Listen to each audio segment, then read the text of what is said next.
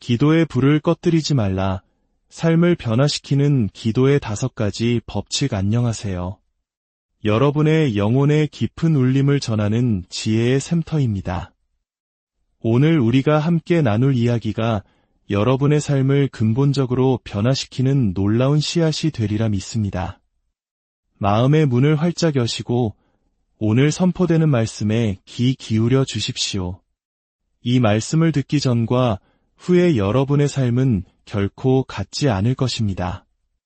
하나님의 특별한 계획이 오늘 여러분의 삶 속에서 이루어지기를 소망합니다. 본격적인 시작에 앞서 만약 오늘 이 말씀이 여러분의 마음에 와닿는다면 주저하지 마시고 구독과 좋아요를 통해 저희와 영적인 여정을 함께해 주십시오. 여러분의 손길 하나하나가 이 귀한 말씀을 더 많은 이들에게 전하는 축복의 통로가 됩니다. 여러분이 이 말씀을 나눌 때 하나님의 은혜가 나누는 자와 받는 자 모두에게 임할 것을 믿습니다. 자, 이제 레위기 6장 13절의 말씀으로 오늘의 이야기를 시작하겠습니다. 성경은 이렇게 기록하고 있습니다. 불은 끊임이 없이 제단 위에 피워 꺼지지 않게 할지니 하나님께서는 제단 위에 불이 영원히 타오르기를 원하셨습니다.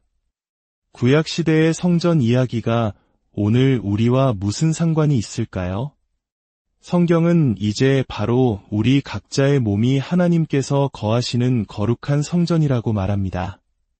그리고 그 성전의 중심에는 우리 영혼의 제단이 있습니다. 그 제단 위에는 기도의 불이 활활 타오르고 있거나 혹은 안타깝게도 차갑게 식어버렸을 것입니다. 오늘 저는 기도에 대해 이야기하려 합니다. 하지만 아마 여러분이 지금까지 들어왔던 방식과는 조금 다른 더 깊고 본질적인 접근이 될 것입니다. 제 기도의 삶에 일어나고 있는 놀라운 변화들을 오늘 여러분과 나누고 그 은혜가 여러분 각자에게도 동일하게 부어지기를 간절히 기도합니다.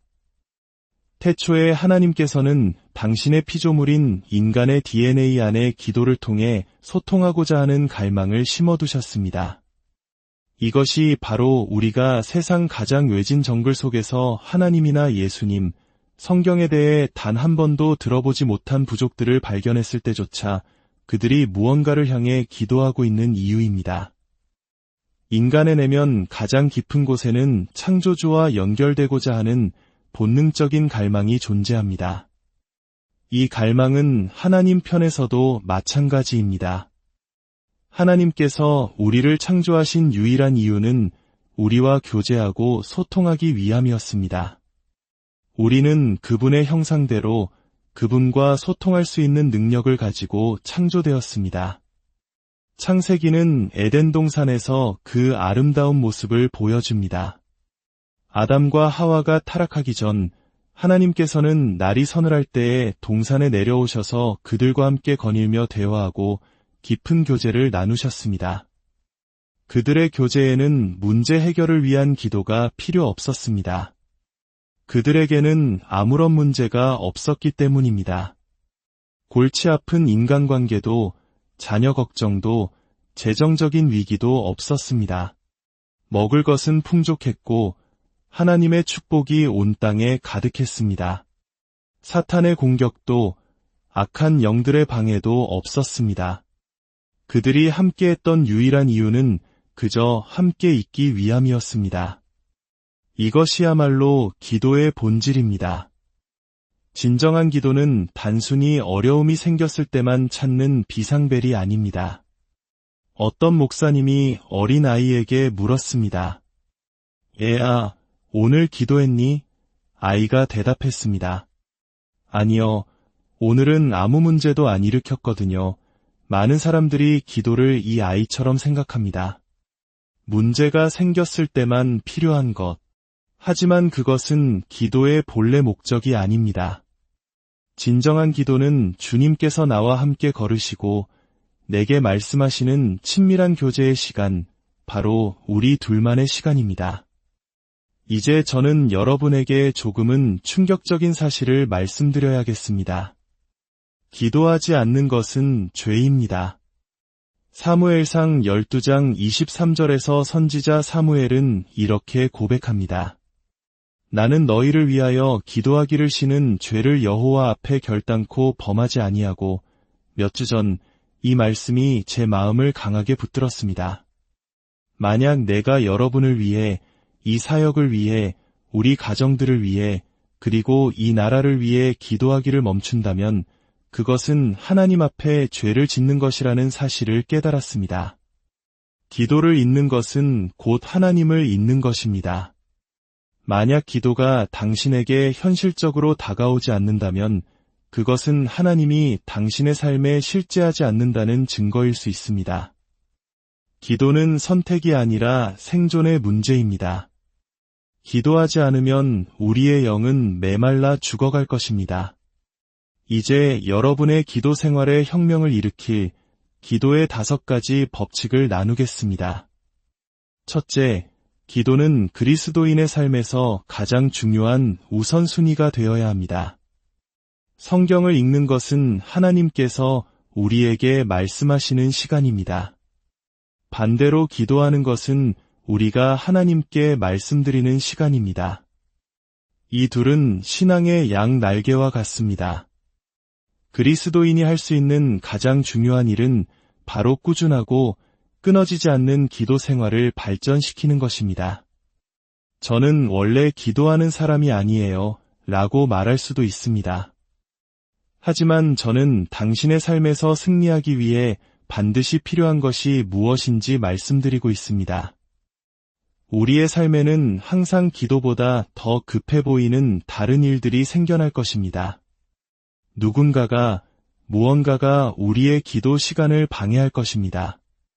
그래서 예수님께서는 너는 기도할 때에 내 골방에 들어가 문을 닫고 은밀한 중에 계신 내 아버지께 기도하라고 말씀하셨습니다. 여기서 골방은 문자 그대로의 옷장이 아니라 비밀스러운 장소, 사적인 공간을 의미합니다. 그곳에 들어가 문을 닫으라고 하셨습니다. 다른 것들이 당신을 방해하지 못하게 하라는 것입니다.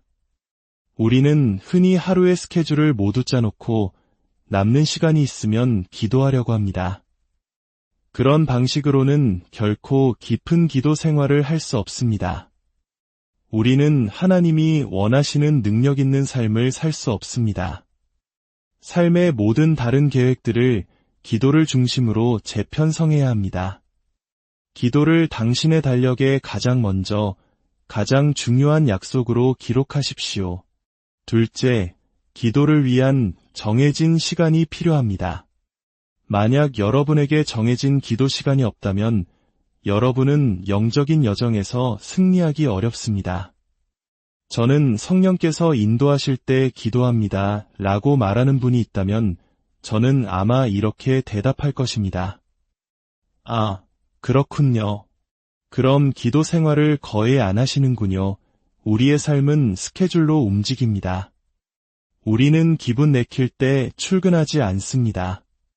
정해진 시간에 일어납니다. 정해진 시간에 식사합니다. 삶의 모든 영역은 스케줄에 따라 움직이는데 유독 기도만큼은 예외로 두는 이유는 무엇일까요? 그것이 우리에게 그만큼 중요하지 않기 때문은 아닐까요? 때로는 출근하기 정말 싫은 날도 있습니다. 하지만 우리는 어쨌든 출근합니다. 그러면 월급은 나옵니다. 기도도 마찬가지입니다. 하나님께서는 우리가 기도 시간에 나아와 시간을 드리기만 한다면 비록 아무런 감정이 느껴지지 않고 중얼거리는 기도라 할지라도 그 기도를 들으시고 응답하십니다. 중요한 것은 약속된 시간에 그 자리에 나아가는 것입니다. 성경에 나타난 위대한 기적들은 대부분 오전 9시 혹은 오후 3시에 일어났습니다. 왜냐하면 이 시간들이 구약시대에 제물과 기도를 드리던 정해진 시간이었기 때문입니다. 엘리야가 하늘에서 불을 내린 시간도 오후 3시였습니다. 다니엘이 21일간의 금식 기도 끝에 가브리엘 천사를 만난 시간도 오후 3시였습니다. 오순절에 성령이 임한 시간은 오전 9시였습니다. 베드로와 요한이 성전 미문에 앉은 장애인을 고친 시간도 기도 시간이었습니다. 정해진 기도 시간은 능력의 시간이었습니다. 당신의 삶에 맞는 기도 시간을 정하십시오. 그리고 그 시간을 지키십시오. 기적이 당신의 삶에 일어나기 시작할 것입니다. 셋째, 기도를 위한 정해진 장소가 필요합니다. 물론 우리는 어디서든 기도할 수 있습니다. 차 안에서도, 사람들 속에서도 기도할 수 있습니다. 하지만 우리에게는 거룩하게 구별된 장소가 필요합니다. 예수님께서 제자들에게 기도를 가르치실 때 그들을 한적한 곳으로 데려가셨습니다. 그분은 산에서, 광야에서, 겟세마네 동산에서 기도하셨습니다. 늘 혼자만의 사적인 장소를 찾으셨습니다. 그 장소는 당신의 침실일 수도 있고 서재의 낡은 의자일 수도 있습니다. 부엌 식탁일 수도 있습니다.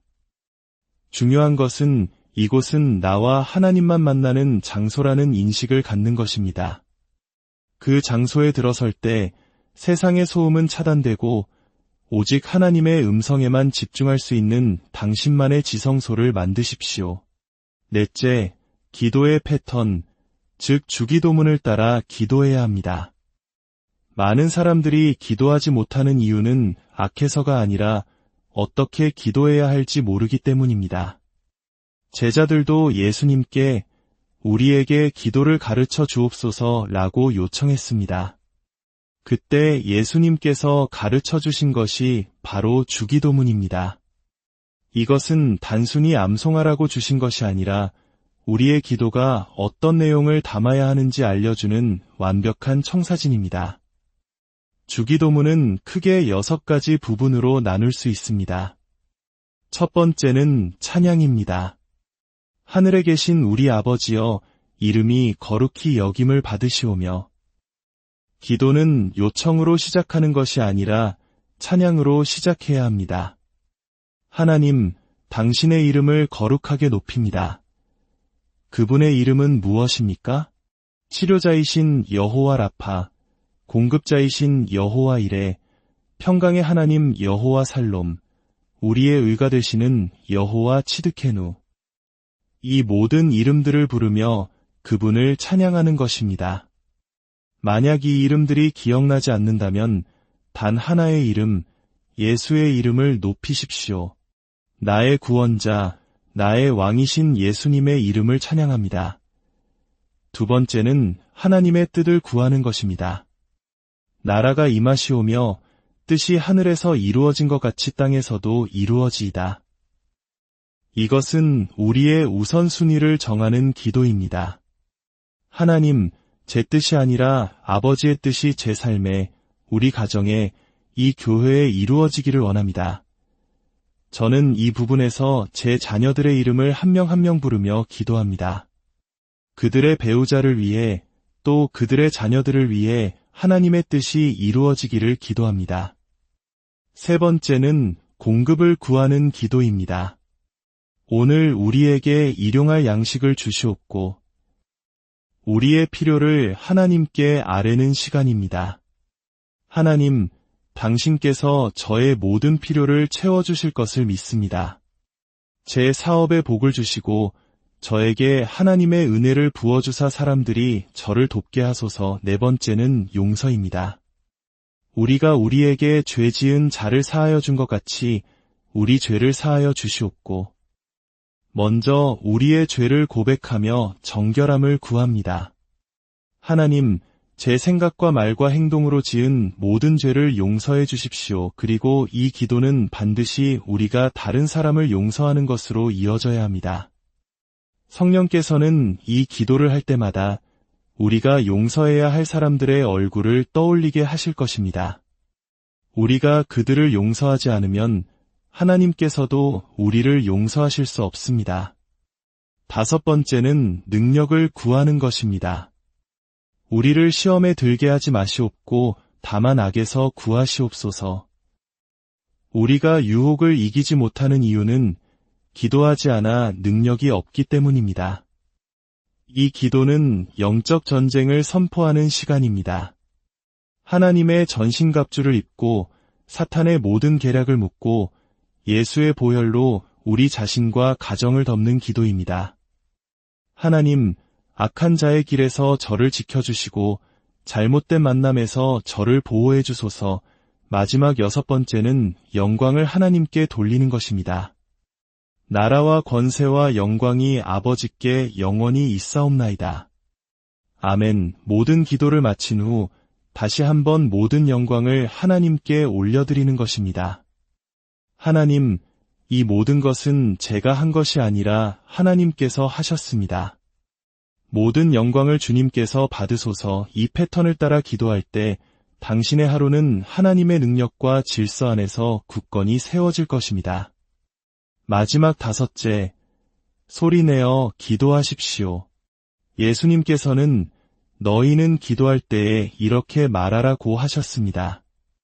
마음속으로 생각하라고 하지 않으셨습니다. 소리내어 말하라고 하셨습니다. 왜냐하면 우리의 믿음은 들음에서 나기 때문입니다. 우리 자신의 귀가 우리가 선포하는 기도를 들어야 합니다. 우리가 소리내어 기도할 때 우리의 믿음은 더욱 견고해집니다. 과거 한국 교회에는 뜨거운 기도 소리가 있었습니다. 주일 저녁 교회 지하실 기도실에서는 마치 천둥과 같은 기도 소리가 울려 퍼졌습니다. 성도들이 함께 부르짖을 때 하늘의 문이 열리는 것을 경험했습니다. 우리는 그 기도의 불을 다시 지펴야 합니다.